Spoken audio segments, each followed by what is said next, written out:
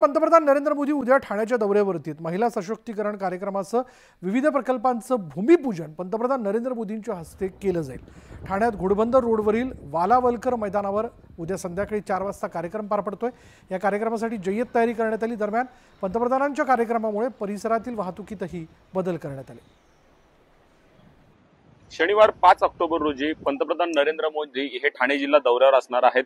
महिला सशक्तीकरण कार्यक्रमाअंतर्गत ठाण्यातील याच वालावलकर मैदान या ठिकाणी पंतप्रधान नरेंद्र मोदी यांची जी आहे ती सभा होणार आहे। मोठ्या प्रमाणात ह्या सभेसाठी जे आहेत मुंबई ठाणे असेल आसपासच्या उपनगरातून जे आहेत नागरिक येणार आहेत। त्या पार्श्वभूमीवर जय्यत तयारी सध्या जिल्हा प्रशासनाच्या वतीने सुरू करण्यात आलेली पाहायला मिळते। जवळजवळ 40,000 जे आहेत ते लोक ह्या सभा मंडपात येणार आहेत। सध्या आपण पाहिलं तर युद्ध पातळीवर अशा प्रकारे ह्या ठिकाणी काम जे आहे ते आता सुरू केलेलं पाहायला मिळतंय। मोठ्या प्रमाणात पोलीस बंदोबस्त जो आहे तो या परिसरात तैनात करण्यात आलेला आहे। जवळजवळ 40,000 लोक जे आहेत ते या सभा मंडपात येणार आहेत। तशाच प्रकारे मुख्यमंत्री एकनाथ शिंदे असतील, उपमुख्यमंत्री देवेंद्र फडणवीस असतील, अजितदादा पवार असतील किंवा मंत्रिमंडळातील इतर मंत्री असतील ते सुद्धा या ठिकाणी येणार आहेत। सध्या आपण पाहिलं तर या ठाण्यातील घोडबंदर परिसरामध्ये जे आहेत वालावलकर मैदान शेजारी ऋतू सिटी परिसरात 2 हेलिपॅड सुद्धा जे आहेत ते उभा करण्यात आलेले आहेत। जवळजवळ 5 ते 7 दिवसात ही संपूर्णतः तयारी जिल्हा प्रशासनाच्या वतीने करण्यात आलेली आहे। आता सुद्धा युद्ध पातळीवर काम सुरू आहे। त्यामुळे नक्कीच आता